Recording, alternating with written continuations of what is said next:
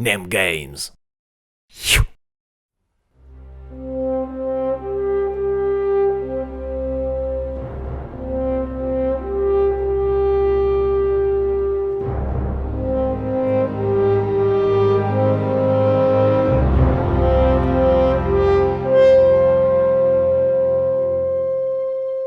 Nous sommes environ 1500 ans avant l'avènement de Sigmar. Cette époque est qualifiée par les chroniqueurs nains de temps du malheur, période de séismes et d'éruptions volcaniques qui ravagèrent leurs montagnes, période qui vit des vagues de peau verte et d'hommes rats envahir ce qui deviendra le vieux monde. C'est pendant cet épisode sombre de l'histoire que les hauts elfes décidèrent de quitter leur colonie car de nouveaux dangers menaçaient leur terre natale, loin vers l'ouest, et que leur peuple était affaibli après la longue guerre de la barbe disputée contre les nains. Derrière eux, les elfes laissèrent, le long des côtes, les ruines de leurs forteresses et de leurs palais. Ils laissèrent aussi ceux des leurs qui refusèrent de partir. Ces elfes fondèrent le royaume secret d'Athel-Lorraine, caché au plus profond de la forêt de Lorraine, royaume qui perdure aujourd'hui. Quelques siècles plus tard, un peuple humain, peuple courageux et belliqueux, entreprit, depuis le cœur du continent, la traversée des montagnes grises pour s'établir sur ce territoire occidental s'étendant jusqu'au grand océan. Ce peuple se faisait appeler les Bretonies.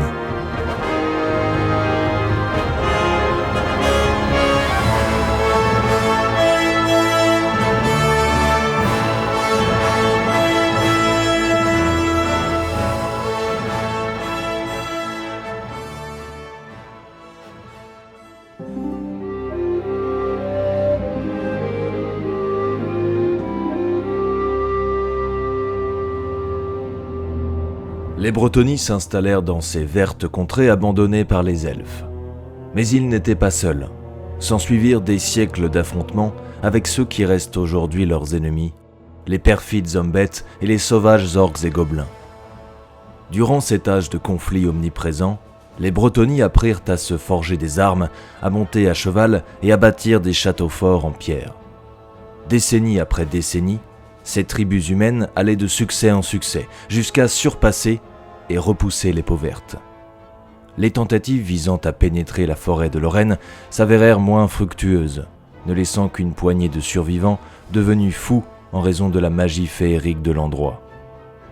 En l'espace de quelques siècles, ces bois acquirent la réputation de renfermer un pouvoir inaccessible au royaume des mortels. Lorsque Sigmar unifia les tribus de l'Empire, il fit appel aux Bretonies pour qu'ils rejoignent son alliance.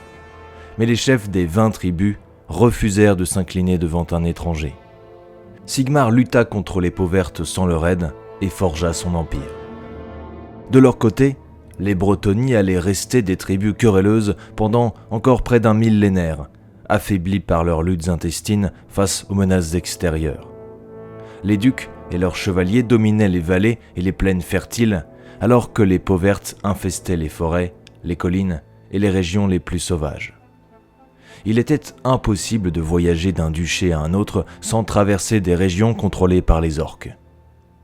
Le nombre de tribus diminua avec le temps, les plus fortes s'arrogeant les terres des plus faibles, tandis que les clans isolés tombaient sous les assauts des peaux vertes, du chaos ou de morts vivants.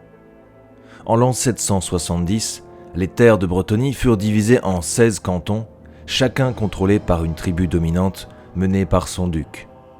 Ces cantons forment la base des duchés actuels, même si 2 d'entre eux, le Cuilleux et la Glamborielle, ont depuis été assimilés par d'autres régions.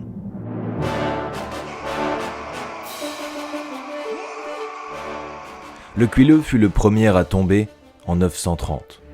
Une gigantesque ouag, menée par le chef de guerre orque Gragabad, se déversa depuis le massif d'Orquemont et envahit les terres du duc. Les cavaliers de Cuilleux lancèrent un assaut désespéré et, bien que les peaux vertes tombassent comme le blé sous la faux, ils étaient trop nombreux et les chevaliers du Cuilleux périrent jusqu'au dernier. Juste après ce désastre, les armées du duché de Quenelle et du duché de Brionne vinrent à la rencontre des orques affaiblis et les mirent en déroute. Les 2 armées Bretonies se retrouvèrent alors face à face, chacun revendiquant ses terres. Les deux ducs optèrent alors pour la solution du duel avec la promesse que le vainqueur ajouterait le Cuilleux à son duché.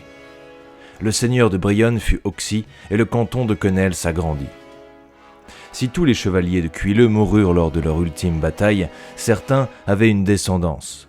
Elle ne fut pas exterminée par les orques grâce à l'intervention rapide des chevaliers voisins. Ainsi, il est fort probable qu'un village ait perpétué une tradition de mariage entre seuls descendants de ces chevaliers et comme la nobilité de Cuilleux est toujours officiellement reconnue aujourd'hui en Bretonie malgré son absence, cela signifie que d'un point de vue légal, ces paysans sont tous des nobles. La destruction du Cuilleux marqua le début des guerres qui ne connurent de fin qu'avec l'unification du royaume. En 932, Baudouin, jeune duc de Brionne, mena ses armées au combat face aux hordes de Gragabad. Au cours de la bataille, le chef de guerre orque porta un coup sur le bouclier du duc et y bloqua sa hache. Baudouin tua la brute peau verte en combat singulier et guerroya jusqu'à la victoire finale avec l'arme de son ennemi coincée sur son écu. Voilà pourquoi, en souvenir de cet événement, plus tard, la hache fut adoptée comme symbole du duché de Brionne. Cette victoire ne découragea pas les orques.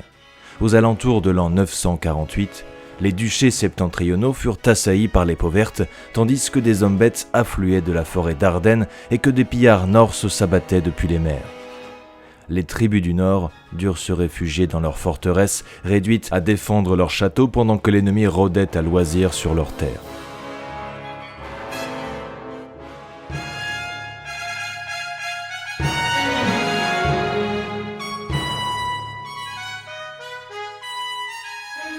En 1952 naquit alors le plus grand héros de Bretonie, celui qui sera plus tard connu sous le nom de l'Unificateur.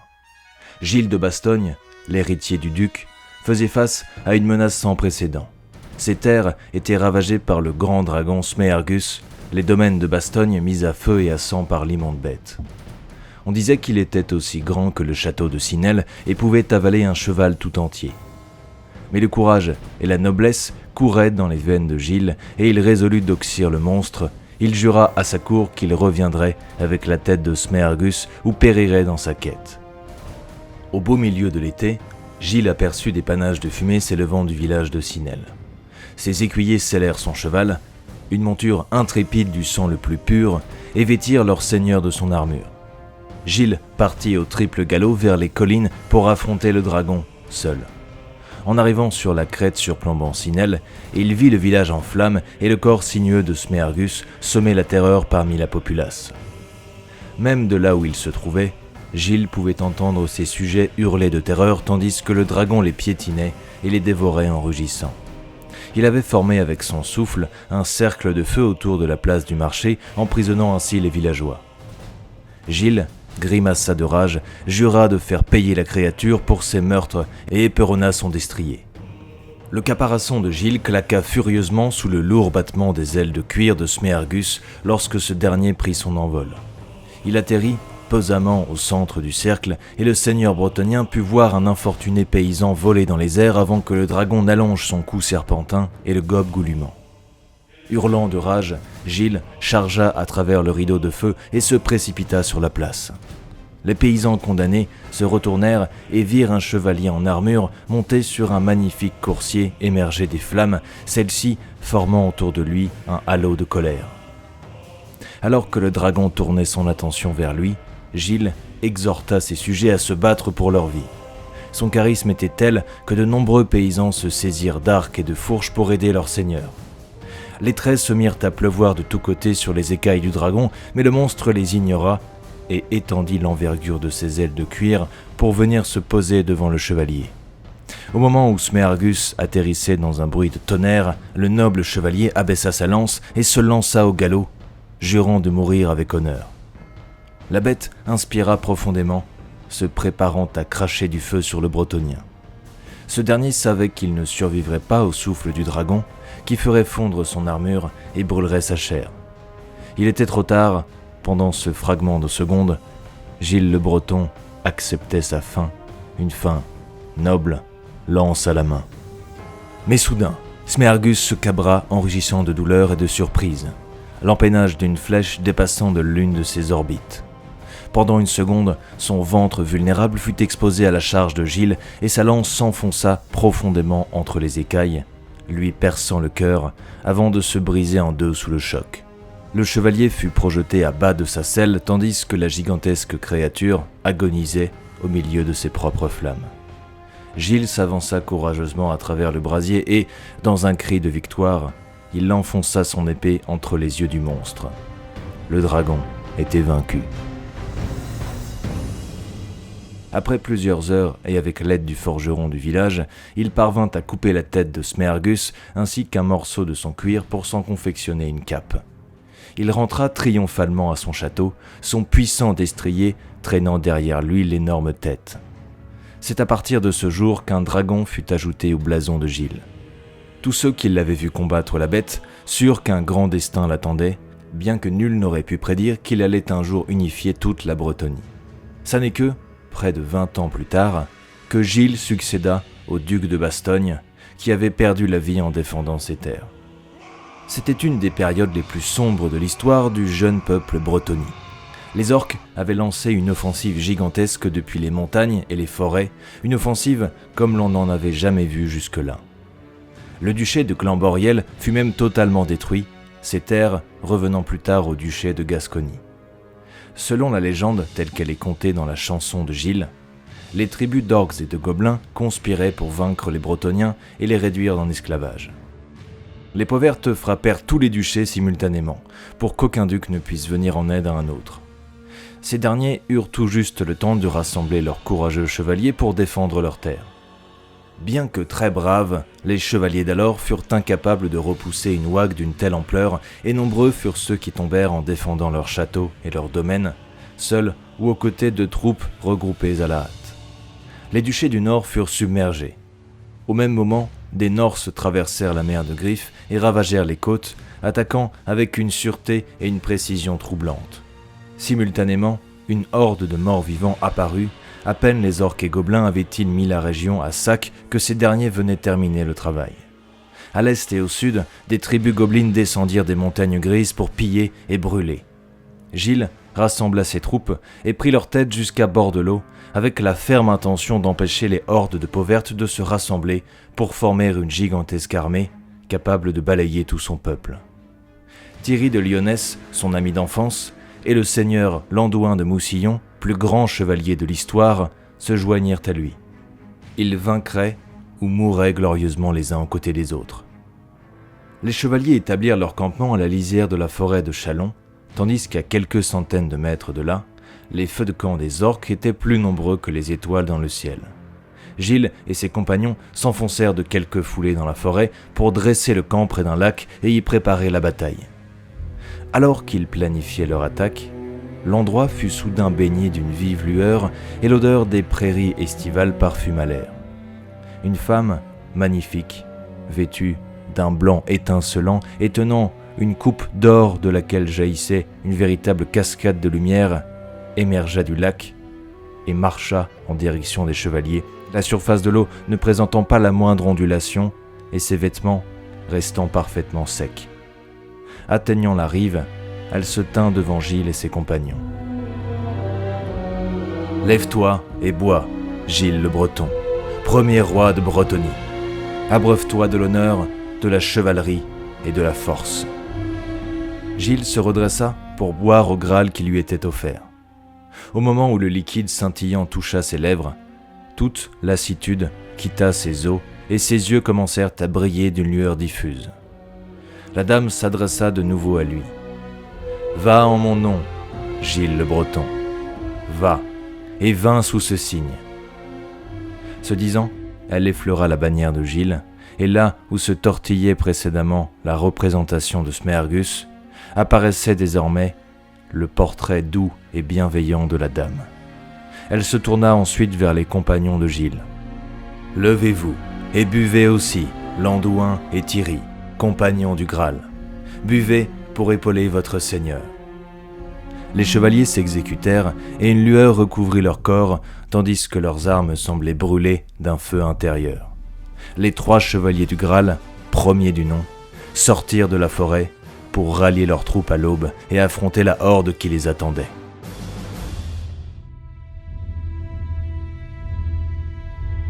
Les grandes batailles inspirent la plupart des récits épiques de Bretonnie. De nombreux chevaliers s'efforcent de visiter chacun des lieux où des combats légendaires ont été menés. Quand l'un d'entre eux entreprend une quête au nom de la Dame du Lac, il n'est pas rare qu'il découvre que les éléments de sa mission rappellent étrangement les événements des grandes batailles et qu'il rencontre la Dame la veille de sa dernière et plus glorieuse lutte. À cet instant, en l'an 977, alors que tout semble perdu, que la Bretonnie est à feu et à sang, Gilles le Breton se lance dans la guerre la plus importante de l'histoire de son peuple. Le conflit dura 2 ans, pendant lesquels 12 batailles eurent lieu partout dans le pays. Batailles qui inspirent encore les chevaliers d'aujourd'hui, chacune d'entre elles a inspiré plus de chansons qu'un érudit humain ne pourrait en lire au cours de toute son existence. Voici les 12 grandes batailles de la guerre qui mena à l'unification de la Bretonnie. Le matin qui suivit sa rencontre avec la Dame du Lac, Gilles le Breton partit avec ses hostes à l'assaut des orques qui assiégeaient bord de l'eau. Les 3 compagnons du Graal firent à eux seuls tomber autant de peaux vertes que le reste de leurs armées réunies, et les orques furent repoussés vers l'océan. Les seigneurs Marcus de Bordelot et Frédémond d'Aquitaine joignirent ensuite leurs troupes à celles de Gilles. Après le banquet de la victoire, apparut la Dame du Lac dans la salle privée où étaient réunis les seigneurs. Elle présenta le Graal à Marcus et Frédémond, qui y burent, et Marcus fit de cette pièce de son château la première chapelle du Graal, site d'une sainteté encore aujourd'hui sans égale. Alors que les compagnons chevauchaient au secours de Brionne, ils furent bloqués par l'armée du bouffi chef de guerre orque Broctar. Le seigneur Frédémond invoqua une grande volée de faucons qui s'en prirent aux monstres volants des orques dans les airs. Les compagnons se frayèrent un chemin jusqu'au cœur de l'armée ennemie, où l'Andouin terrassa le chef orque. Les compagnons parvinrent à Brionne, où ils découvrirent le château assiégé, entouré d'innombrables peaux vertes. Ils prirent les assiégeants à revers, les dispersant comme des fétus de paille. Le seigneur Baudouin surgit avec ses chevaliers, avec qui il rencontra Gilles au beau milieu des armées orques. Alors que les 2 hommes s'embrassaient comme 2 frères, la Dame du Lac apparut soudainement derrière eux, et Baudouin but au Graal, tandis qu'hurlaient et tombaient les orques tout autour d'eux. Bien que les chevaliers fussent en sous-nombre, à 1 contre 300, les orques ne purent leur faire face et durent battre en retraite. Poussée par les visions qu'elle reçut de la Dame, l'armée traversa la Brienne en direction de l'Est, passant la Gascogne pour se rendre en Quenelle. Alors qu'ils chevauchaient, le seigneur Lombard de Gascogne se joignit à leur bannière, même s'il n'était pas, à ce moment-là, compagnon du Graal. Au moment où les hommes atteignirent Quenelle, ils s'aperçurent que la lisière de la forêt de Lorraine était en flammes, assaillie par les hommes bêtes. Certains chevaliers craignaient de s'aventurer en ces lieux, redoutant de provoquer l'ire des fées, mais Gilles les y intima, assurant que les fées allaient se montrer indulgentes avec ceux qui venaient les secourir. Ces paroles se révélèrent fondées, car la lassitude quitta les chevaliers comme on enlève un lourd manteau. Dans le feu de la bataille, les arbres s'agitèrent pour assister les hommes, tandis que les fées elles-mêmes voletaient dans les ombres, apparaissant un instant pour terrasser 100, non, 1000 orques, avant de disparaître de nouveau. Dans l'ombre des arbres, les hommes de Gilles rencontrèrent Rademont le Pur, seigneur de Quenelle.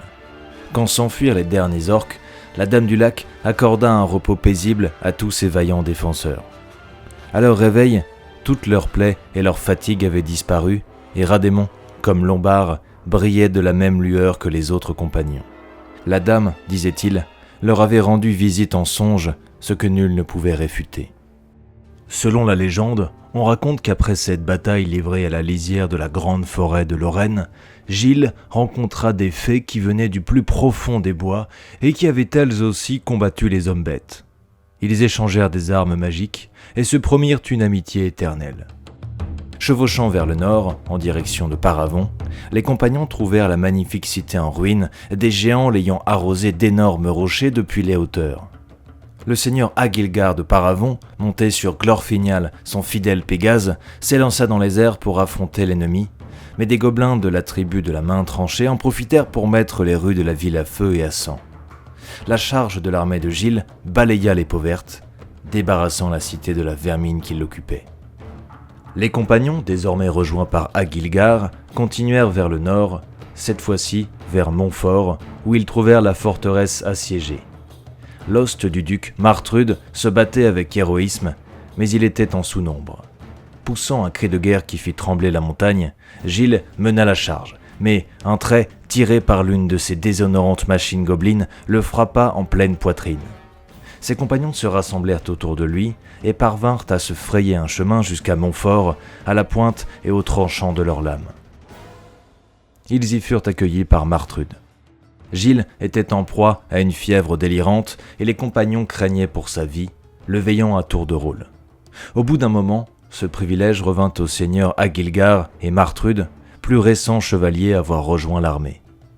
Pendant leur veille, une belle demoiselle apparut dans la chambre et badigeonna le front de Gilles du liquide contenu dans le Graal qu'elle tenait dans la main. Elle demanda ensuite aux deux ducs de boire à la coupe afin qu'ils devinssent de véritables chevaliers du Graal.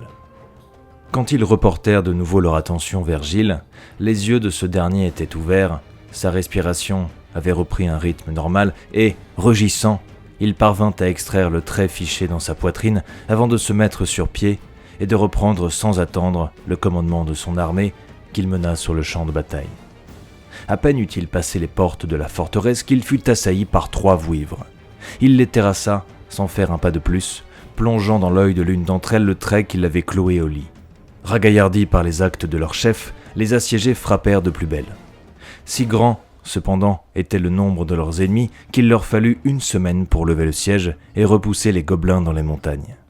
On dit que le trait qui frappa Gilles et dont il se servit pour tuer ensuite la vouivre existe toujours. Il s'agit d'un objet d'une grande puissance qui a le pouvoir de placer le porteur dans des situations critiques dans lesquelles il peut, selon ses actes, tendre vers la gloire ou, au contraire, subir une lourde perte. Le trait se fiche des objectifs de son porteur et ceux qui mènent une lutte désespérée pour une cause qui les touche profondément partent parfois à la recherche de l'objet dans l'espoir que les événements engendrés leur offrent une victoire sans cela impensable. La fuite des survivants gobelins ne satisfit aucunement Gilles et il rassembla de nouveau son armée pour partir à leur poursuite, s'enfonçant dans des boyaux souterrains. Ces viles galeries n'étaient illuminées que par les nimbes des chevaliers du Graal et les hostes purent s'engouffrer dans les souterrains des chefs de guerre gobelins qu'ils massacrèrent, brisant une bonne fois pour toutes l'unité de leur tribu.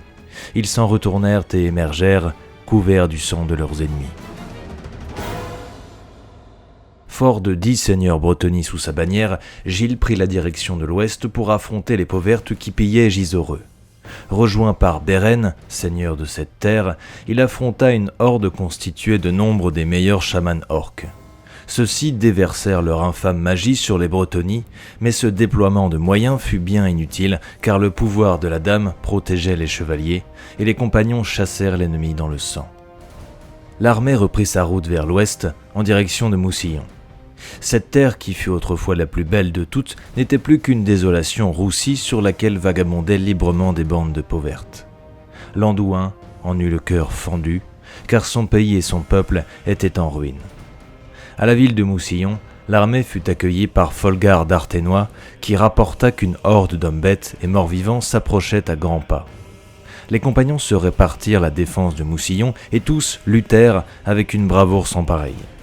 Gilles trancha lui-même la tête de quelques dragons zombies, tandis qu'Agilgar, monté sur Glorfinial, partit affronter les monstruosités aux ailes de chauve-souris qui sévissaient dans le ciel. Thierry terrassa un géant à 4 bras et la bataille s'acheva lorsque Landouin mit fin à la misérable vie du sorcier qui avait réveillé les morts, instant qui vit la moitié de l'armée ennemie s'écrouler. Les hommes bêtes s'enfuirent vers la forêt, poursuivis par les compagnons.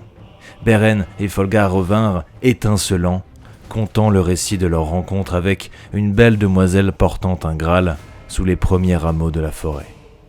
Les seigneurs victorieux prirent la direction du nord. Ils chevauchèrent à travers la forêt d'Ardennes, où nulle vile créature n'osa déranger le formidable hoste, jusqu'au port de l'Anguille, construit par les elfes. La grande cité était assiégée par les Norses, qui attaquaient par la mer, mais affluaient aussi par les terres.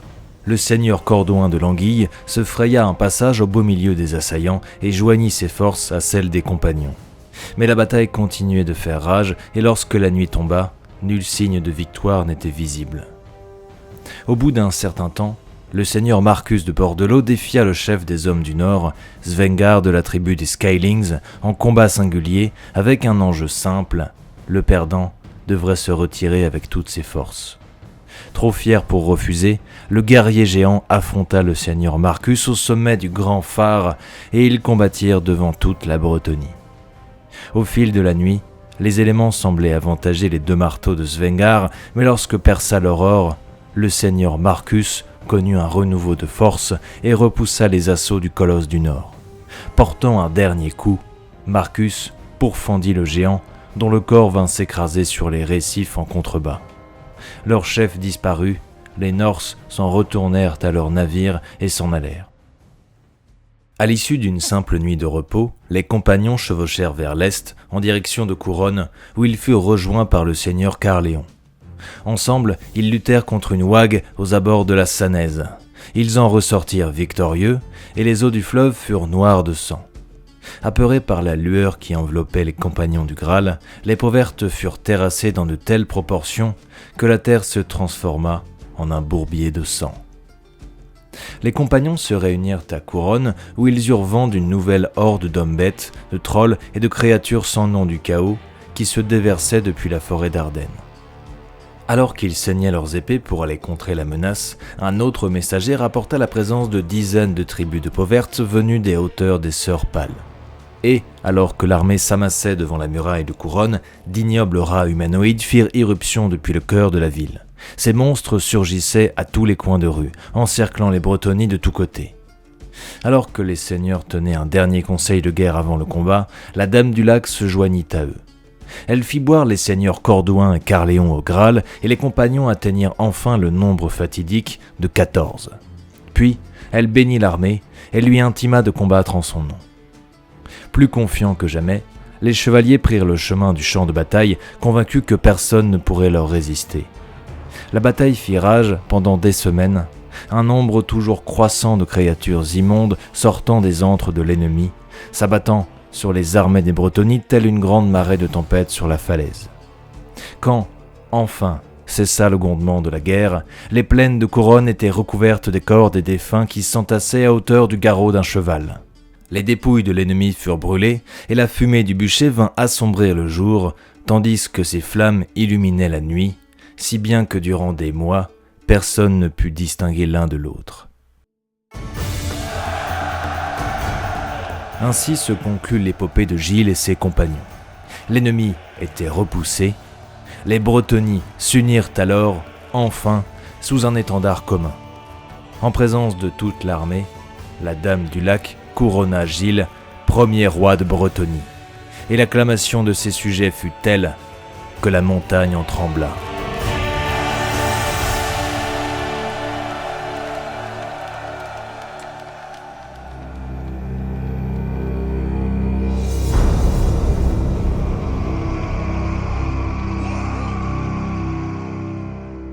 Malgré ce succès resplendissant, de vastes enclaves peaux vertes subsistaient dans les régions sauvages de Bretonie, et de nombreux chefs de guerre orques se cachaient avec les restes de leurs tribus en ruminant leur vengeance. Un jour, Gilles chevauchait avec une petite escorte de chevaliers errants en pèlerinage vers le lac sacré où la Dame du Lac était apparue plusieurs années auparavant. Soudain, ils tombèrent dans une embuscade tendue par des orques que menait un chef avide de revanche. Bien que submergés par le nombre, Gilles et les chevaliers se battirent avec férocité et abattirent tous les orques. La plupart des chevaliers errants avaient succombé, seuls Gilles et 2 autres chevaliers étaient encore en vie, mais Gilles avait été blessé grièvement par une arme enchantée brandie par le chef orque vengeur, dont l'histoire a préféré oublier le nom. Les compagnons de Gilles le transportèrent sur la berge du lac, espérant que ses eaux enchantées le sauveraient, puis ils appelèrent la Dame du Lac. Alors que les chevaliers se reposaient, au crépuscule, une brume tourbillonnante se leva sur le lac. Bientôt, ils purent apercevoir les formes courbes d'un bateau qui émergeait du brouillard et avançait comme par enchantement, car il n'avait ni rame ni voile.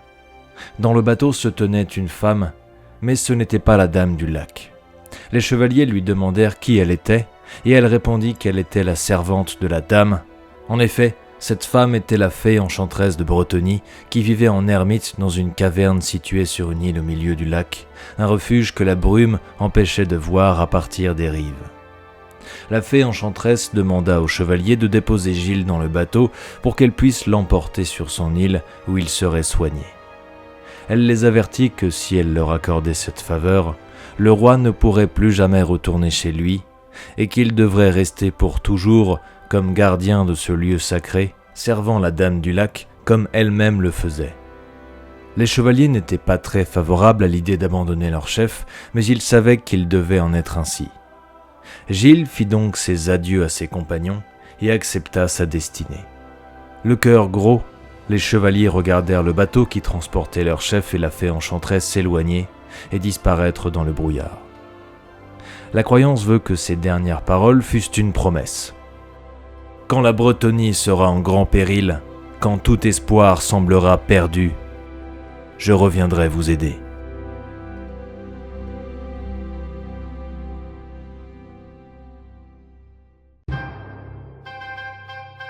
Avec la mort de Gilles, le pays se trouva orphelin d'un roi, sans règle établie pour en choisir un nouveau. Les 2 chevaliers errants qui étaient avec Gilles lorsqu'il avait été emporté par la fée enchanteresse racontèrent tout ce qui s'était passé devant une assemblée regroupant tous les ducs et chevaliers du Graal de Bretonnie. Certains entreprirent une quête vers le lac pour retrouver Gilles, mais ne rencontrèrent que la fée enchanteresse qui leur permit d'apercevoir un chevalier à l'apparence irréelle chevauchant dans les clairières autour des berges du lac et qui, leur dit-elle, était Gilles. Ils repartirent et les ducs et chevaliers se rassemblèrent à nouveau pour décider d'élire un nouveau chef. Les chevaliers errants qui avaient accompagné Gilles furent reconnus chevaliers à part entière en reconnaissance du noble rôle qu'ils avaient joué en aidant Gilles dans son ultime quête. L'un d'eux n'était autre que Louis, le fils unique de Gilles, né dans de mystérieuses circonstances dont on murmurait qu'il était le fils de la dame en personne. Louis devint duc de Bastogne, l'ancien duché de son père, et en tant que tel, un puissant chef de guerre. Certains proposèrent Louis, mais d'autres objectaient son jeune âge, estimant que la couronne devait revenir à l'un des compagnons du Graal. Landouin, Thierry et Marcus apparaissaient comme les meilleurs candidats. Le Grand Conseil s'accorda sur le fait que seul un homme ayant bu au Graal, et ayant donc reçu les faveurs de la Dame du Lac en personne, pouvait devenir roi de Bretonnie, ce qui sembla mettre un terme aux espoirs de Louis. Mais au milieu de cela, il se leva et annonça qu'il allait partir en quête du Graal et boire à la coupe. Il fut le premier chevalier de Bretonnie à se lancer de lui-même dans cette quête. Il demanda aux seigneurs Landouin, Thierry et Marcus d'officier comme régents jusqu'à son retour, et le conseil prit fin quand les 3 ducs acceptèrent. La décision héroïque et honorable de Louis lui valut à travers toute la Bretonnie le surnom de Louis l'Impétueux, et les récits relatant ses exploits affluèrent de tout le royaume. Louis se rendit au lac sacré où était apparue pour la première fois la Dame du Lac. Il parcourut ses rives pendant plusieurs jours, mais la dame ne se montra pas. À la place, des rêves et des visions lui soufflèrent de chercher ailleurs. Il lui fut révélé qu'il existait à travers toute la Bretonnie de nombreux autres lacs et lieux sacrés où la dame pouvait apparaître, et que son destin était de la retrouver en un autre de ces endroits. Louis disparut pendant plusieurs années, durant lesquelles les chevaliers du Graal, aidés des ducs de Bretonnie, maintinrent une pression constante sur les orques et les gobelins, honorant leurs vœux et laissant de côté leurs ambitions personnelles. En fait, quiconque avait bu au Graal était incapable de pensées ou d'actes impies et n'aurait jamais envisagé de s'approprier le pouvoir ou des terres de son voisin. En l'an 1001, Louis se présenta de nouveau à la cour. Il entra étincelant de lumière et chevauchant un noble cheval de bataille dans la grande salle du château de Couronne où les ducs et les chevaliers s'étaient rassemblés pour les fêtes du solstice d'hiver. Nul ne put réfuter qu'il avait trouvé le Graal et bu son eau. Il portait d'étranges armes enchantées, récompense de la dame, et une antique couronne dorée. Louis fut donc accueilli en roi. Dans les jours qui suivirent, Louis et un groupe de ducs et chevaliers chevauchèrent jusqu'au lac de la fée enchanteresse pour lui demander la signification de la couronne d'or. Lorsqu'elle apparut enfin, elle déclara que c'était la couronne de Bretonnie qu'elle devait être portée par le roi et que la Dame du Lac avait choisi Louis, fils de Gilles, pour être ce roi. Louis et les chevaliers retournèrent à Couronne avec la fée enchanteresse. Quelques jours plus tard, celle-ci posait la couronne d'or sur le front de Louis et tous les ducs et chevaliers lui rendirent hommage comme premier roi de Bretonie. Puis tous prêtèrent serment d'allégeance envers Louis, la Dame du Lac et le Graal sacré. L'un des premiers actes de Louis en tant que roi fut de rassembler les anciennes traditions chevaleresques sous la forme d'un vrai code de chevalerie. La dévotion envers la Dame du Lac devint une part fondamentale de ce code, et sa propre aventure servit de modèle à tous les chevaliers de la quête qui suivirent. À travers toute la Bretonie, des chevaliers du Graal avaient raconté l'histoire de la Dame du Lac et certains avaient bâti des chapelles en son honneur sur leur domaine. Les chevaliers errants lui adressaient déjà des vœux de dévotion et certains quittèrent même leurs châteaux et domaines pour se lancer dans leur propre quête du Graal. Un élan religieux traversa la Bretonie, encouragé par le nouveau roi.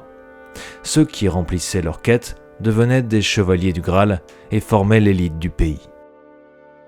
Pendant les décennies qui suivirent, les compagnons de Gilles moururent tous les uns après les autres. Landouin, le plus aimé d'entre eux, fut un jour retrouvé mort dans son lit à Moussillon. Tout le pays pleura sa perte. Agilgar de Paravon mourut, lui, au combat.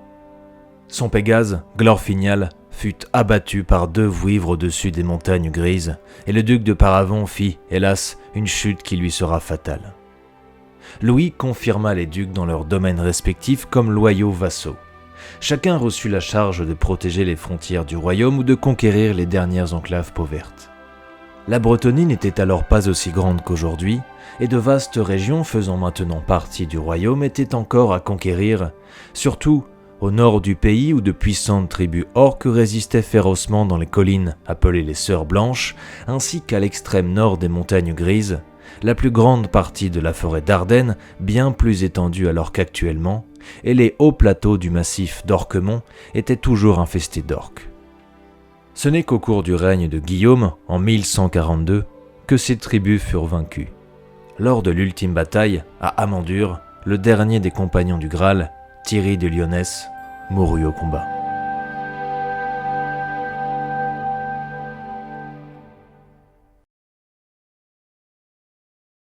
Pendant des siècles, la Bretonie prospéra alors comme jamais auparavant. Des guerres, ses chevaliers en menèrent de multiples. Mais le deuxième conflit majeur auquel le pays uni participa n'eut lieu qu'en 1448, lorsque le sultan Jafar, despote d'Arabie, envahit l'Estalie avec une immense horde de guerriers des tribus du désert. Malgré une résistance déterminée des Estaliens, la grande cité de Magrita tomba aux mains des envahisseurs. Cet événement retentit comme une alarme dans tout le vieux monde. Le roi de Bretonie, Louis le Juste, leva une colossale armée de chevaliers pour libérer l'Estalie et punir Jafar.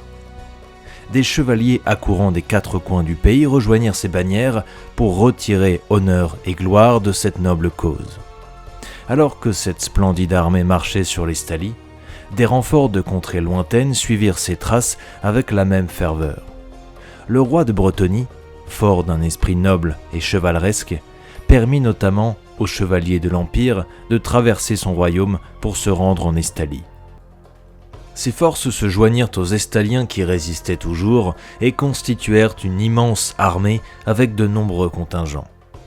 Après de nombreuses et dures batailles, les forces du sultan Jafar commencèrent à se replier. Magrita fut reprise, mais le sultan et la plus grande partie de son armée purent s'échapper et regagner l'Arabie. L'Estalie et la cité de Magrita avaient enduré les ravages de Jafar et de son armée. Ceci donna à tous ceux qui s'étaient battus pour libérer le pays un désir de revanche. Tous décidèrent donc de poursuivre Jafar jusque sur ses terres. On disait de l'Arabie qu'elle possédait d'immenses richesses et qu'elle offrait l'opportunité de se couvrir de gloire par les armes. Une flotte fut rapidement rassemblée et l'armée de croisade fit voile vers l'Arabie. Lorsque les croisés débarquèrent en Arabie, ils n'étaient pas préparés à la chaleur du désert et au manque d'eau. Ils progressèrent lentement et les forces de Jafar, légèrement équipées et très mobiles, purent éviter les batailles rangées. La campagne se prolongea sur une année, puis une autre. La sombre détermination des croisés, prêts à endurer les pires souffrances, commença à jouer contre Jafar.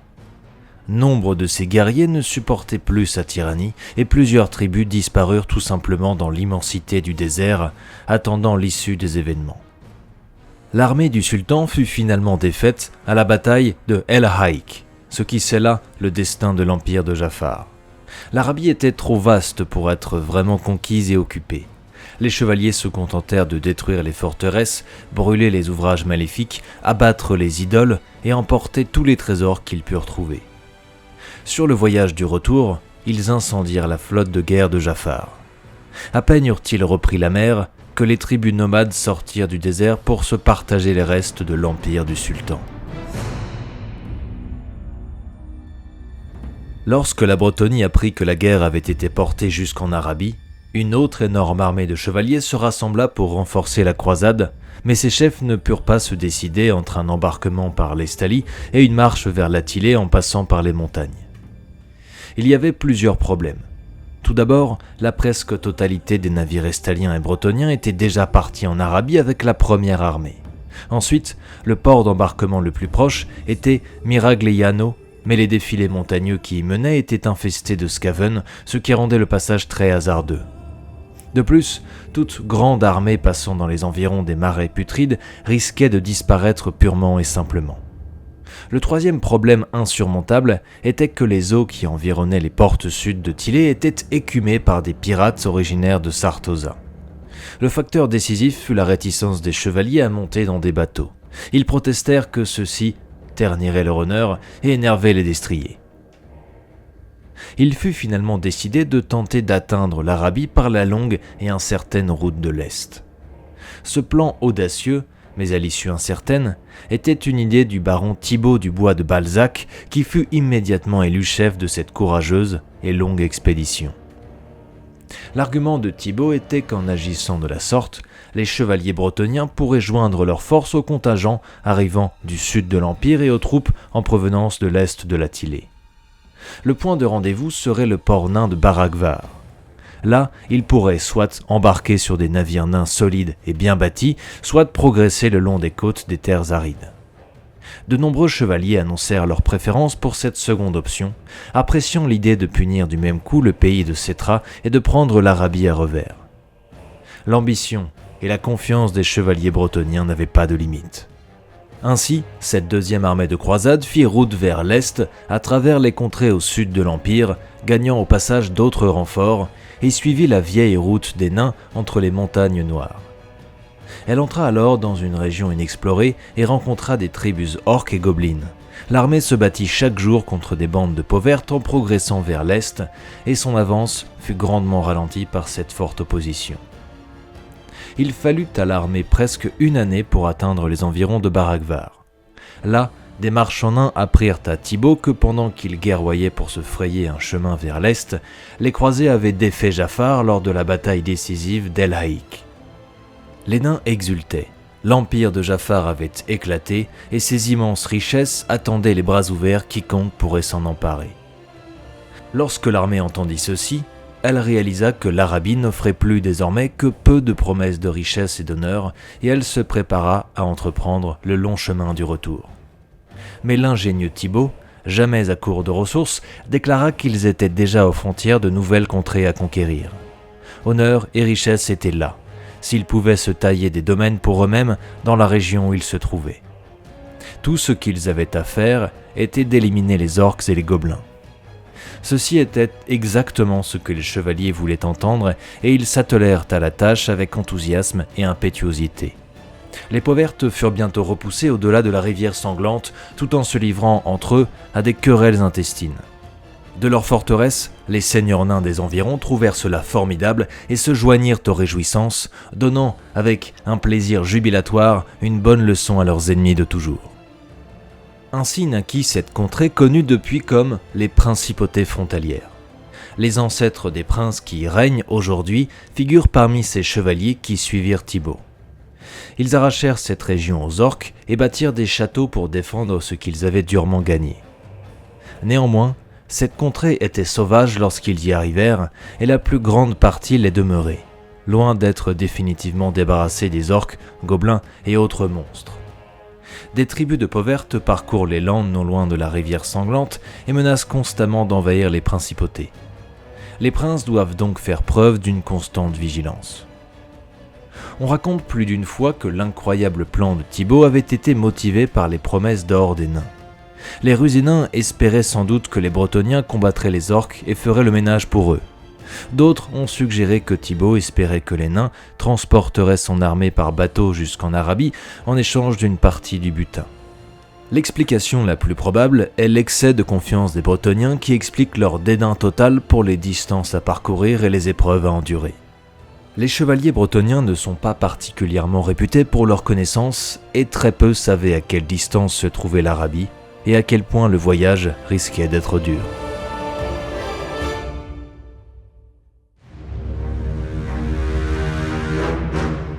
Quelques années seulement après les guerres en Arabie, en 1454, un drame marqua la Bretonie. Le duc d'Aquitaine était revenu des croisades sans que personne ne sache pourquoi, transformé en vampire. Rebaptisé le Duc Rouge, il se lança dans une campagne de conquête à travers les provinces de l'ouest de la Bretonie. Sa réputation grandit, à la fois comme tueur impitoyable et comme épéiste incomparable. Tandis que de nombreux Bretoniens le maudissaient pour la première raison, beaucoup se ralliaient à ses couleurs pour la seconde. Sa campagne de destruction trouva son terme lorsqu'il fut tué par le roi de Bretonie, également duc d'Aquitaine, à la bataille de Cérène. Malheureusement, la non-vie n'en avait pas fini avec la Bretonie. Perfidie et destruction proviendront bientôt de la terre de Landouin, le plus fidèle compagnon de Gilles, Moussillon. Le déclin de ce riche duché commença avec ce qui sera appelé plus tard la folie de Mérové. En 1813, la variole rouge ravagea la Bretonie et les Scaven tinrent le siège de Brionne et de Quenelle. Le duc Mérové de Moussillon et ses chevaliers ne furent, étrangement, pas atteints par l'épidémie et ils accoururent pour aider les assiégés. Lui et ses chevaliers portaient des armures noires et ne relevaient jamais la visière de leur casque. Ces chevaliers noirs libérèrent Brionne puis Quenelle. Mais Mérové était fou. Il se délectait du carnage et du sang versé. Lors du festin de la victoire qui se tint dans le Moussillon, les seigneurs invités se montrèrent offusqués par les criminels qui étaient empalés et embrochés dans le château même.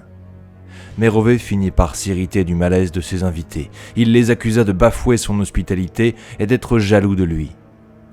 Le roi s'exprima en défaveur de la cruauté du duc et ce dernier accusa à son tour le roi de tenter de le destituer. Il le défia en combat singulier. Le roi accepta et Mérové remporta le duel, l'égorgeant à main nue, avant de boire le sang du souverain dans un gobelet. Horrifiés, les autres seigneurs levèrent leurs armées et quelques mois plus tard, Mérové, dénoncé par la fée enchanteresse, fut vaincu et tué, et la plupart des terres de Moussillon furent annexées par Lyonesse. Mais ça ne sera que plusieurs siècles plus tard que de terribles événements signeront véritablement la déchéance de Moussillon. Presque 500 ans après avoir été vaincu, en 1932, le duc rouge ressortit de sa tombe. Aussitôt, une ombre sanglante s'étendit sur l'Aquitaine, tandis qu'il brûlait les villages et exterminait ses habitants par milliers, traçant un sanglant sillage jusqu'au duc de l'époque afin d'exercer contre lui sa revanche meurtrière. Les chevaliers de Bretonie se rassemblèrent à nouveau pour repousser la terrible menace, mais cette fois-ci, ils ne réussirent pas à le tuer. Avec ce qui lui restait de ses troupes, il se réfugia dans la forêt de Châlons. La légende raconte qu'il s'y trouve toujours, s'attaquant à tous les voyageurs et préparant sa prochaine attaque. Personne ne sait pour quelle raison le duc rouge semble si acharné à massacrer les Bretoniens. Mais là encore, on peut entendre de nombreuses hypothèses. Selon certains, il s'agirait d'un ancien chevalier qui aurait été victime d'une grande injustice et déshérité à tort il y a bien longtemps. D'autres affirment qu'il est l'alter ego maléfique du chevalier de Sinople, le grand champion de la fée enchanteresse, et qu'il est là pour éprouver les armes et le cœur des chevaliers du Graal. Quelle que soit la vérité, de nombreux chevaliers entreprennent leur quête dans le but de le débusquer et de mettre fin, une bonne fois pour toutes, à ses agissements néfastes. Rares sont ceux qui parviennent à le trouver, et parmi ceux qui ont réussi, aucun n'en est revenu.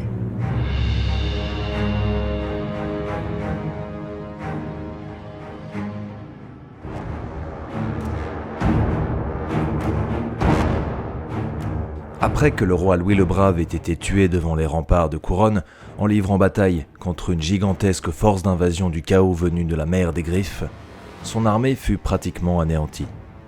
Couronne était assiégée et, pour aggraver les choses, l'héritier du trône était encore un enfant incapable de gouverner la nation. Les hordes du chaos se répandirent dans tout le royaume, dévastant les terres et massacrant tous les braves chevaliers qui tentaient de s'opposer à leur avancée inexorable. Au moment où tout espoir semblait perdu, la dame du lac apparut alors à Jeanne, parmi les ruines fumantes d'un petit village isolé de Lyonesse, et la jeune fille entendit la dame lui dire « Jeanne, Jeanne, débarrasse ma terre de ses ennemis odieux, car leur présence m'offense. » Jeanne n'avait pas même 17 ans et n'était qu'une modeste bergère pieusement dévouée à la dame, mais, inspirée par l'apparition, elle revêtit l'armure d'un chevalier mort et empoigna les rênes d'un destrier qui errait sans cavalier. Puis elle se rendit à la chapelle du Graal de son village, brisa le reliquaire pour s'emparer de l'épée qui était conservée et décrocha également d'un mur une tapisserie qu'elle fixa à sa lance avant de partir à la recherche des derniers chevaliers, dispersés et découragés de Lyonesse. Quand les chevaliers en fuite virent une simple damoiselle à laquelle la dame du lac avait manifestement accordé ses faveurs, marcher bravement à la bataille contre les hordes du chaos, ils eurent honte d'eux-mêmes et leur honneur leur commanda de la suivre, qu'elle les mène à la gloire ou à la mort. Alors que les remparts de Couronne menaçaient de céder sous les assauts des béliers du chaos, les défenseurs furent avertis qu'une nouvelle armée de chevaliers accourait à leur secours, broyant sous les sabots de ses destriers tous les ennemis qu'elle rencontrait. Au moment où les portes de la cité allaient tomber, la bannière de la damoiselle se profila au loin, à la tête d'une troupe de chevaliers déployés en fer de lance. La terrible formation pourfendit les rangs des guerriers du chaos et entreprit de les tailler en pièces. Puis Jeanne trouva enfin le seigneur du chaos qui commandait la horde. Celui-ci leva une grande épée au-dessus de son visage grimaçant, mais fut aveuglé au moment de frapper par le nimbe éblouissant qui enveloppait la damoiselle. La jeune fille le décapita alors d'un unique coup de son épée bénie. Couronne était sauvée. Les assiégeants furent poursuivis jusqu'à la mer et exterminés. Louis le Jeune remercia Jeanne en la récompensant des honneurs de la chevalerie, ainsi qu'en lui attribuant le duché de Lyonesse. Jeanne de Lyonesse entra dans la légende sous le nom de Damoiselle de guerre pour avoir rallié les armées bretonniennes en déroute lors de l'une des plus sombres pages de l'histoire de la Bretonie.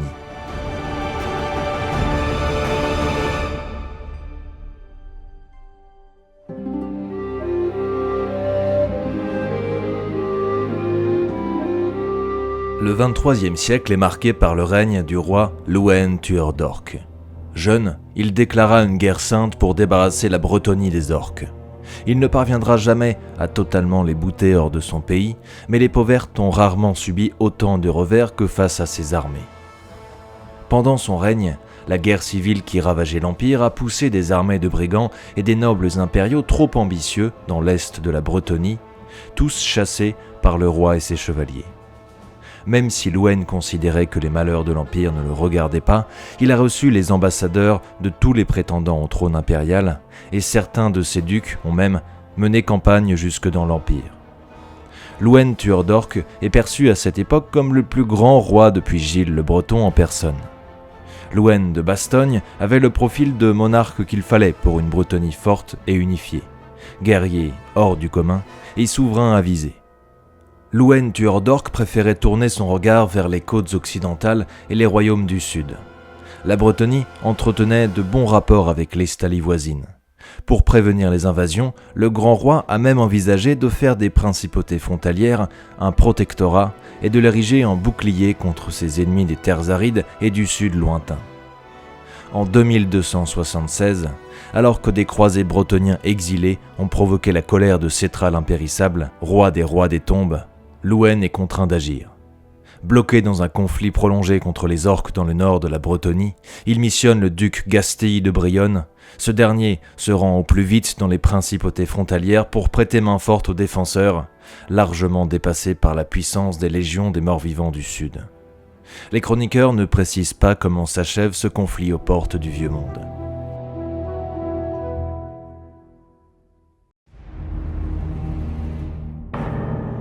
À la fin du siècle, en 2297, se tinrent les événements qui signèrent véritablement la déchéance de Moussillon. Maldred était un chevalier brave et un général avisé qui remplissait parfaitement sa mission de défense du petit mais riche duché de Moussillon qui s'étendait autour du port du même nom. À peu près à cette époque, le roi de Bretonie, Jules le Bon, trouva la mort dans un combat singulier qui l'opposa à un chevalier du chaos qu'il avait défié sur une plage au nord de la Bretonie. Il est inutile de dire que son adversaire périt lui aussi, transpercé par sa lance. Mais le royaume était laissé dans une situation périlleuse. Jules n'avait aucun fils et ne laissait qu'une fille, la belle Iseult. Le royaume reviendrait à tout chevalier qui pourrait accomplir une quête qu'Iseult lui confierait. Nul doute que cette quête serait extrêmement dangereuse. Iseult ne demanda rien de moins que la mort du terrible Jabberwock. Ce monstre, que l'on supposait être le dernier de son espèce, avait récemment été vu dans un coin reculé de Bretonie. Plusieurs chevaliers de renom se lancèrent sur le champ dans cette quête. Plusieurs années passèrent sans qu'on les revît.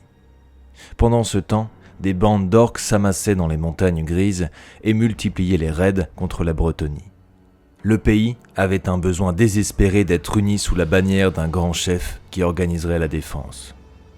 Le duc Maldred décida de profiter de l'occasion pour devenir roi de Bretonie. Il ne pouvait épouser Iseult puisqu'il était déjà marié à la sorcière Malfleur, qui était une sbire des puissances de la ruine. Elle et Maldred conçurent un plan démoniaque. Malfleur envoya ses serviteurs piller des sépultures des environs. Parmi les objets déterrés, elle choisit un impressionnant calice qui allait devenir le faux Graal.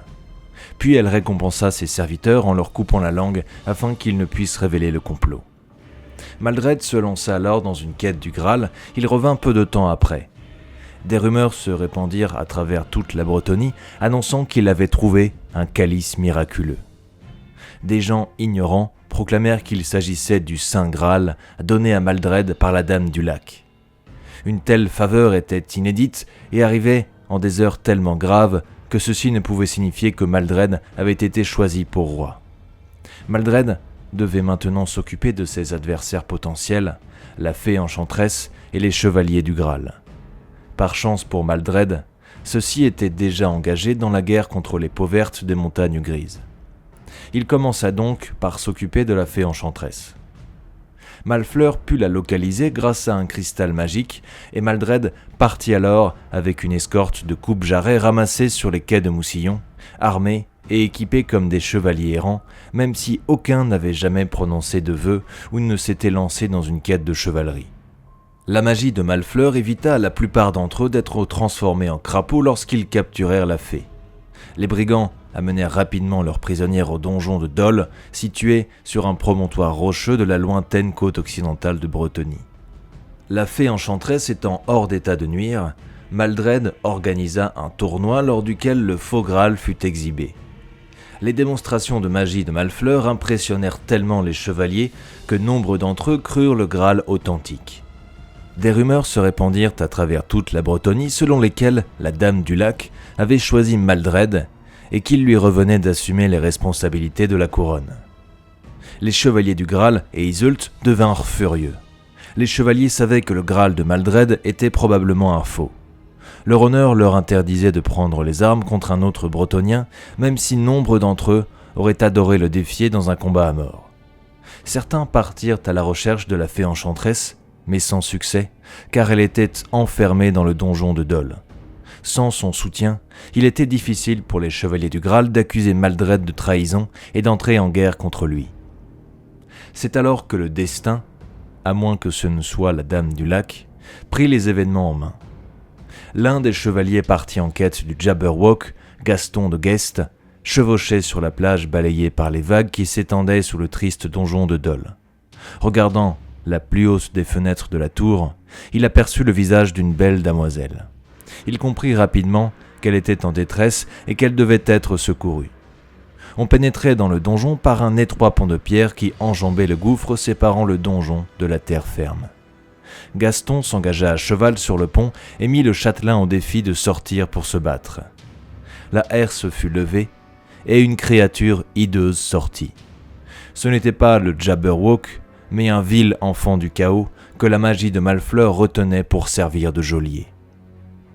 Gaston éperonna son destrier et chargea. Il engagea un combat sans espoir contre la bête. Son cheval dérapa sur la roche et la monture et le cavalier faillirent plonger dans les eaux. Gaston se replia pour se préparer à une nouvelle charge. Au même moment, la fée enchanteresse jeta de sa fenêtre une boucle de ses cheveux. Gaston l'attrapa avec sa lance et la boucle l'entoura alors comme une couronne. Le cœur inspiré par cette faveur, il chargea à nouveau. Cette fois, la lance sembla se diriger d'elle-même droit sur le cœur de la bête. Mortellement blessé, l'enfant du chaos bascula du pont pour s'écraser sur les rochers en contrebas. Gaston gravit ensuite à cheval les escaliers. Bientôt, il galopait sur la lande, emportant la fée enchanteresse sur son destrier. La libération de la fée sonna le glas de Maldred. Gaston conduisit la fée enchanteresse en sécurité jusqu'au chevalier du Graal qui campait non loin de Moussillon. Maldred fut promptement dénoncé comme traître devant toute la contrée et déchu de son rang de duc. La guerre lui serait déclarée s'il ne se rendait pas et n'acceptait pas de s'exiler. Maldred répondit avec arrogance, espérant que les événements resteraient confus tant qu'il serait en possession du faux Graal. Cependant, tous les chevaliers de Bretonnie avaient confiance dans la fée enchanteresse et dans les chevaliers du Graal qui dénonçaient cette imposture. Bientôt, une armée campait sous les murs de Moussillon. Malheureusement, Maldred put être ravitaillé par mer. Le siège se poursuivit donc 3 années, créant dans la cité des conditions de vie favorables à une épidémie de variole rouge qui finit inévitablement par avoir lieu. La moitié de la population mourut ainsi, mais Maldred s'enferma dans son château avec ses chevaliers et sa femme en attendant que l'épidémie soit terminée. Toute la nourriture de la cité fut entassée dans les caves du palais et les portes fermées. Un orchestre joua des valses et les nobles firent la fête tandis qu'à l'extérieur, les pauvres mouraient de faim et de maladie. Le duc célébra la Geheimnisnacht avec le traditionnel bal masqué. Au comble des festivités, tandis que les nobles dansaient et riaient autour de lui, il remarqua un homme qui se tenait dans l'encadrement d'une porte.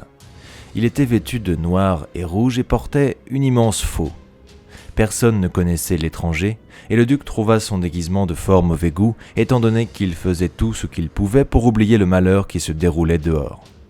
Il ordonna à ses gardes de se saisir de l'homme, mais, au moment de l'empoigner, ces derniers virent des marques de variole rouge sur ses mains et fuirent en hurlant. Le lendemain, l'épidémie était terminée.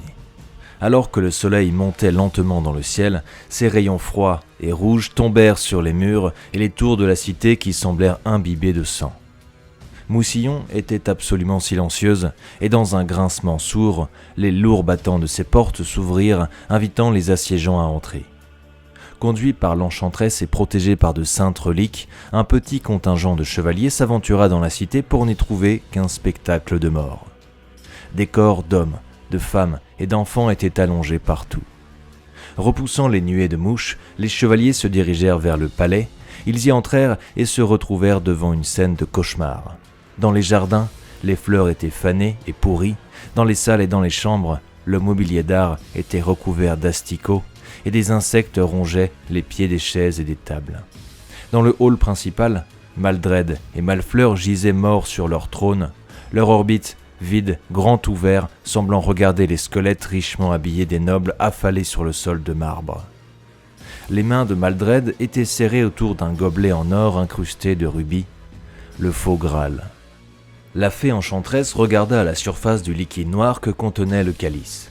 Elle pâlit d'horreur et se serait effondrée au sol si un chevalier ne s'était élancé pour la soutenir. Nul ne sut jamais ce qu'elle y vit. La fée enchanteresse ordonna que chaque porte et chaque fenêtre du palais soient murées pour que nul ne puisse plus y pénétrer. Chaque pièce fut scellée et purifiée par des bénédictions.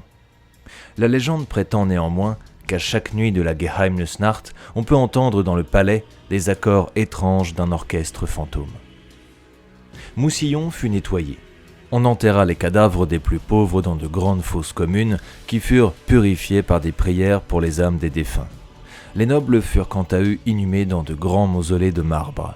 Ces cimetières furent placés en hauteur sur les collines aux alentours de Moussillon. Ils sont gardés et ont des murs épais pour éviter les pillages de tombes, le vol de cadavres à destination d'étudiants en médecine ou encore de maléfices de nécromanciens. Pendant ce temps, Iseult épousait Gaston de Guest qui fut couronné comme il se doit par la fée enchanteresse, Gaston le Preux, roi de Bretonnie. Le nouveau roi décida de ne pas nommer de remplaçant au duc de Moussillon. La cité et ses environs furent déclarés terre perdue à reconquérir.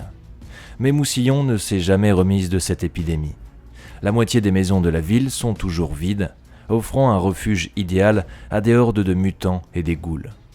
Les rois qui se sont succédés ordonnent régulièrement un nettoyage de ces ruines et des unités de chevaliers traquent les monstres qui infestent la cité.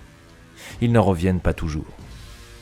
La malédiction qui pèse sur le Moussillon en fait un duché sinistre, malodorant et déprimant, mais ce n'est pas un bien grand mal comparé au fléau qui ravage ses habitants.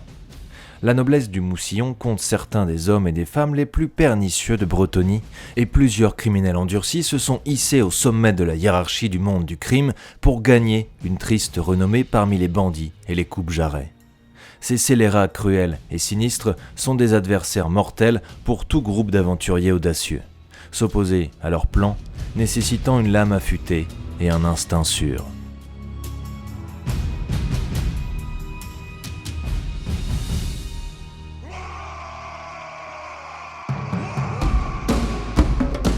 En l'année 2420, une ouague envahit les principautés frontalières. Les princes furent submergés et, malgré une résistance acharnée, de nombreux châteaux furent incendiés et il sembla alors que les orques allaient reconquérir leurs anciennes terres. Les princes firent appel à tous les chevaliers bretoniens recherchant honneur et aventure pour qu'ils les aident à combattre les orques. Charles, roi de Bretonnie, répondit en proclamant une nouvelle guerre sainte dont les objectifs n'étaient rien de moins que de débarrasser le monde des peaux vertes. Charles était fameux pour ses exploits sur le champ de bataille, plus en tout cas que pour ses compétences intellectuelles, car les érudits savaient que cette vile espèce ne pourrait jamais être exterminée. Néanmoins, des groupes de jeunes chevaliers étreignirent l'idéal de Charles avec passion et se joignirent à ces armées de chevaliers errants et de paladins dont le seul souhait était d'en découdre avec les peaux vertes où qu'ils se trouvent. Charles mena son armée jusqu'aux principautés. Ainsi renforcés, les princes reprirent leurs domaines et repoussèrent les orques vers la rivière sanglante. Là, les peaux vertes furent écrasées et rejetées de l'autre côté du fleuve, poursuivis et taillés en pièces par les chevaliers qui teintèrent les eaux du sang maudit des orques. La nouvelle guerre sainte contre les orques se poursuivit sur plusieurs décennies. Des expéditions furent lancées au-delà de la rivière sanglante, où les chevaliers trouvèrent des alliés parmi les nains, toujours désireux d'exterminer les peaux vertes, leurs éternels ennemis. Il ne fut cependant pas possible de conserver les terres conquises. En l'an 2488 eut lieu la dernière vague d'enthousiasme qui marqua la fin de la guerre sainte. Conduit par l'imprudent baron Jules de Fontainebleau, une armée de chevaliers fit route vers la rivière sanglante et le terrible col de la mort. Elle s'était lancée à la poursuite d'une force orque qui se repliait après un raid sur les principautés frontalières. Nul ne sait réellement ce qui arriva car les survivants furent rares, mais il semblerait que la totalité de l'armée soit tombée dans une embuscade et ait été massacrée. Les chevaliers combattirent sans aucun doute bravement jusqu'au dernier en ce lieu aride et inhospitalier. Lorsque la nouvelle de ce désastre parvint au roi Philippe V, celui-ci eut la sagesse de proclamer que les objectifs principaux de la guerre sainte étaient atteints et qu'il était temps d'y mettre fin. Les Bretoniens n'apprécient guère de perdre et sans la sagesse du roi, de nouvelles armées de chevaliers se seraient sacrifiées pour essayer de regagner l'honneur perdu en ce funeste jour. L'hémorragie de vaillants chevaliers en partance vers l'est devait être stoppée, le sang devait être conservé pour la défense de la noble Bretonnie. Un choix qui s'avéra salvateur car seulement 3 ans plus tard, des morts-vivants menés par le malveillant nécromancien Heinrich Kemmler, allié à de Wilscaven, mirent à sac l'abbaye de Maisontal. Les assaillants ne furent repoussés que par les efforts de Tancred II, duc de Quesnel et ses chevaliers. Les chevaliers rentrèrent chez eux couverts d'honneur car leur victoire avait été retentissante, mais le Lichmeister parvint toutefois à s'échapper. Celui-ci est depuis une figure honnie des légendes bretonniennes et les mères racontent son histoire aux enfants turbulents.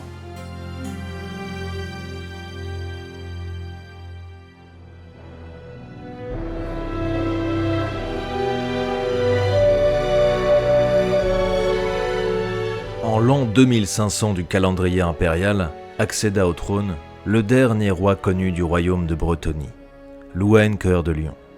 Louwen avait déjà démontré sa valeur dans maintes batailles et méritait son titre de Cœur de Lion par son courage, sa grandeur d'âme et son impitoyable férocité. Le royaume dont Cœur de Lion hérita était assailli par toutes sortes de menaces. Le Lichmeister Heinrich Kemmler se cachait toujours dans les montagnes grises avec une horde de serviteurs morts-vivants. Au sud, des rumeurs couraient selon lesquelles d'ignobles hommes rats s'infiltraient dans les terres de Brionne et de Bordelot. Les provinces du nord souffraient des raids des barbares adorateurs du chaos, tandis que d'autres duchés faisaient face aux incursions des tribus pauvertes. L'ambition de Louwen, en tant que roi, était, selon la rumeur, la reconquête et la reconstruction du Moussillon, qui était alors pratiquement perdu pour le royaume après l'affaire du Faux Graal et l'épidémie de variole pourpre qui s'en était suivie. Les chevaliers l'ont régulièrement exhorté à déclarer une guerre d'errance contre le duché maudit, mais le monarque fut constamment distrait de cette grande tâche par d'autres menaces. Face à ces nombreuses menaces, le roi encouragea encore plus les joutes et tournois partout en Bretonnie pour pousser tous les chevaliers à perfectionner leurs compétences en prévision de guerres imminentes. Il organisait 4 fois par an de magnifiques tournois de plusieurs semaines. Il faisait également une procession royale à travers les différents duchés et, à l'occasion de ces visites, les ducs organisaient banquets et tournois en son honneur. Cette politique fut plus que bien accueillie, car les chevaliers bretoniens n'aiment rien de mieux que tournoyer, sauf peut-être une guerre juste et vertueuse. Louwen participait souvent lui-même à ces tournois, prouvant à maintes reprises qu'il était l'un des chevaliers les plus compétents, les plus féroces et les plus honorables du royaume. Cette course au perfectionnement propulsa rapidement la force militaire de la Bretonnie comme l'une des plus puissantes du vieux monde à cette époque. Le roi Cœur de Lion était respecté tant par les nobles que par les paysans du royaume, beaucoup allaient même jusqu'à le comparer au puissant compagnon de Gilles le Breton, l'unificateur. Au début de son règne, Louwen fut contraint de défendre son royaume bien-aimé contre une vaste armée de morts-vivants. Il fut alerté par le noble chevalier de la quête Calard de Garamond. Le duc vampirique Mérovec de Moussillon était de retour et il était aux portes de Couronne. Les vertes plaines du duché étaient remplies de revenants, leurs rangs s'étendaient à perte de vue. Les charniers du Moussillon avaient été vidés, les cadavres des victimes de la peste et de la guerre exhumés et réveillés par les pouvoirs de la non-vie. Ils avançaient en rangs interminables, poussés par la volonté de leur maître vampirique de déchirer et de mutiler.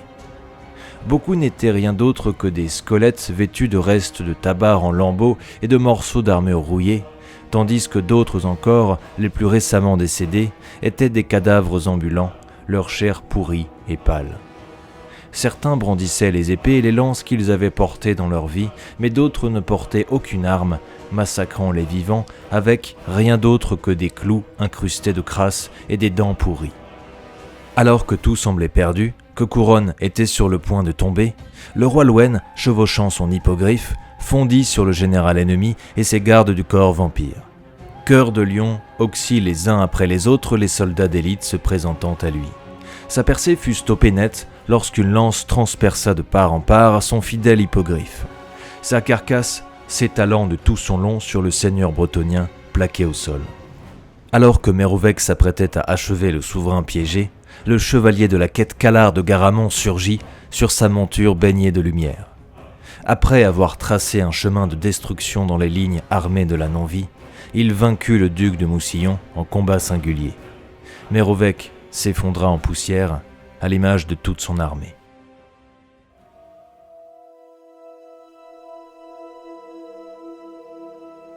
En l'an 2502, 2 ans après son intronisation, Louwen reçut une vision de prophétie de la Dame du Lac. Il vit le vieux monde en ruine, dominé par les puissances du chaos, et comprit alors que la Bretonnie, seule, ne pourrait faire face à cette nouvelle menace. Elle avait besoin d'un allié fort. Le roi se tourna alors vers son voisin humain du Reikland. La Bretonnie et l'Empire n'ont pas toujours été amis, la faute des rois et des empereurs des siècles passés.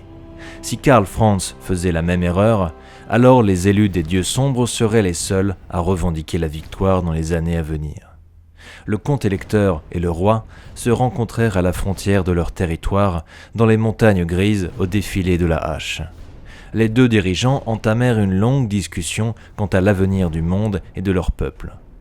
Louwen révéla à Karl Franz sa vision. Il devait devenir empereur, sinon le pays de Sigmar tomberait aux mains des puissances de la ruine. Le Reiklander eut à peine le temps de peser les paroles de l'impressionnant roi chevalier que leur réunion fut interrompue par une embuscade de peau verte. Les deux dirigeants découvrirent l'alliance improvisée des chevaliers du royaume et soldats impériaux. Leurs forces combinées vint finalement à bout de l'offensive de la tribu des Brise-Nuques. Une fois la victoire acquise, Louwen sourit en affirmant que ce n'était qu'un avant-goût de ce que l'humanité pouvait alors faire lorsqu'elle était unie. Karl Franz sourit à son tour. Le comte électeur savait ce qu'il avait à faire. Devenir empereur, non pour lui-même, ni pour Cœur de Lion, mais pour le vieux monde.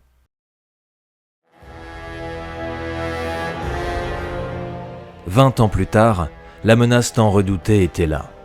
Archaon était aux portes du vieux monde. Louwen n'hésita pas et répondit à l'appel des impériaux. À la tête des chevaliers provenant de tout le royaume, il prit la route du nord de l'Empire, en proie au pillage de la plus grande invasion du chaos de l'histoire du monde connu. Après plusieurs semaines de marche, l'armée royale arrivait aux portes de Middenheim, assiégée par les abominations du Grand Nord. La forêt autour de la ville s'animait de caparaçons aux couleurs vives et de fanions glorieux. Le soleil brillait sur des milliers de pointes de lance alors que les chevaliers de Bretonnie formaient la ligne.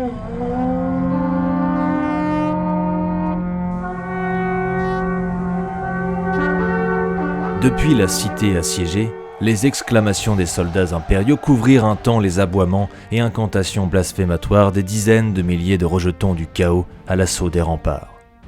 Le roi à leur tête, les chevaliers bretoniens chargèrent et brisèrent le flanc de la horde chaotique dans un éclat retentissant. Alors que l'espoir était en train de renaître, un portail des ténèbres apparut, dégueulant des vagues de créatures démoniaques, réponse des dieux de la ruine à l'attaque destructrice des guerriers de Cœur de Lion. Les hommes commencèrent à tressaillir sous l'effet des rires cruels et malédictions cauchemardesques portées par les abominations ennemies. La terreur emplit les rangs des alliés. Hommes, nains et elfes, subjugués par l'apparition du seigneur démoniaque, Be'lakor, le maître des ténèbres. Béni par la Dame du Lac et aveuglé par son courage, Louwen l'engagea en combat singulier. Les puissances épiques s'entrechoquèrent et résonnèrent dans toute la province impériale. De ce duel, personne ne sortit vainqueur. Les deux combattants légendaires continuèrent le combat à la tête de leur armée pendant plusieurs semaines encore. Ébranlé, au bord de l'effondrement, Middenheim, épicentre de la tempête du chaos, résista. Archaon et ses rejetons furent contraints de se replier une fois de plus dans les étendues gelées du Grand Nord. L'Empire et ses alliés étaient victorieux. Leur honneur rempli, le roi Louwen et la plupart de ses nobles chevaliers retournèrent en Bretonnie. Certains, cependant, ceux qui aspiraient encore à la gloire et à la renommée, se dispersèrent pour mener leur propre quête.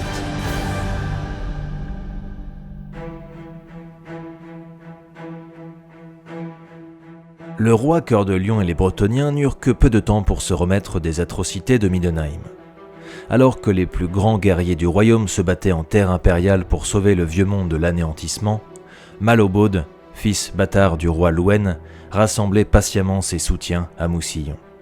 À l'aube de l'hiver de l'an 2521 du calendrier impérial, son armée, rassemblant nobles déchus et chevaliers en disgrâce, marcha vers Couronne.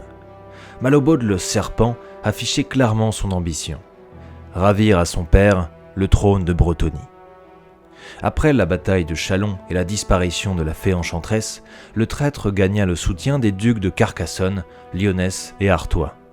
La rébellion se transforma alors en guerre civile. Un à un, Cœur de Lion, protégé par la bénédiction de la Dame, vainquit les perfides ducs et mit au pas leur province rebelle. 1 an après le début de la campagne, il semblait que l'heure du serpent était terminée. C'est alors que la véritable profondeur du mal de Malobod fut révélée. Il avait conclu un pacte avec le seigneur Lich, Arcan le Noir, et tandis que les alliés humains du serpent s'effondraient, les morts marchèrent pour grossir ses rangs. Au moment où le roi affrontait son fils bâtard à la bataille de Quenelle, Malobod commandait une horde bien plus grande que l'armée bretonnienne. Blessé lors d'une charge de cavalerie ratée, Louhen se fraya un chemin jusqu'au cœur de la bataille où il fut vaincu par son fils déchu en combat singulier. Leur leader à terre, l'armée royale se dispersa. Considéré par beaucoup comme mort, Louhen avait par miracle survécu. Il erra dans les confins de la Bretonnie pendant des jours, au bord de la mort. Lorsqu'il retrouva enfin le chemin de Couronne, il s'effondra dans les bras d'un chevalier du Graal. À son réveil, le seigneur Cœur de Lion découvrit, stupéfait, que l'unificateur, fondateur du royaume, était revenu. Gilles le Breton avait abandonné son apparence de chevalier de Sinople pour reprendre les rênes de Bretonnie et vaincre le perfide Malobod. Cœur de Lion, diminué, s'agenouilla comme il put devant son roi. Alors que le vieux monde vivait ses derniers jours, cerné de toutes parts par les forces inarrêtables du chaos, Gilles nomma Louhen haut paladin de Couronne. L'ancien souverain, la fierté entachée par sa défaite contre son bâtard traître, eut à cœur de se racheter dans la dernière guerre. Il fut l'un des plus grands champions de la Dame lors des ultimes combats du monde.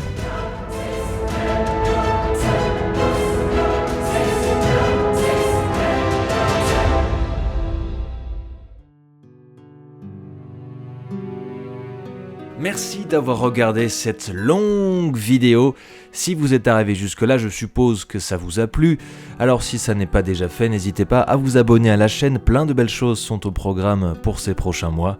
C'est possible aussi de nous soutenir financièrement sur notre Tipeee. Merci à tous ceux qui donnent déjà. À très vite pour plus de lore et de bataille.